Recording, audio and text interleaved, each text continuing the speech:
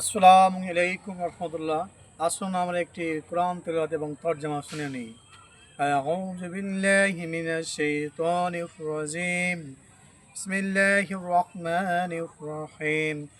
ওয়াল মুমিনুনা ওয়াল মুমিনাতু বা'দুহুম আউলিয়াউ বা'দ ইয়ামুরুনা বিল মা'রুফি ওয়া নাহাউনা আনিল মুনকারি ওয়া তু'মিনুনা ويقيمون الصلاة ويؤتون الزكاة ويطيعون الله ورسوله أولئك سيرحمهم الله إن الله عزيز حكيم। এখানে মহান আল্লাহ তাআলা বলছেন, নিশ্চয়ই মুমিন পুরুষ ও মুমিন নারী একে অপরের তারা সহযোগী বন্ধু। তারা ভালো কাজে আদেশ দেয়, মন্দ কাজ থেকে বিরত রাখে, নামাজ কায়েম করে এবং যাকাত আদায় করে।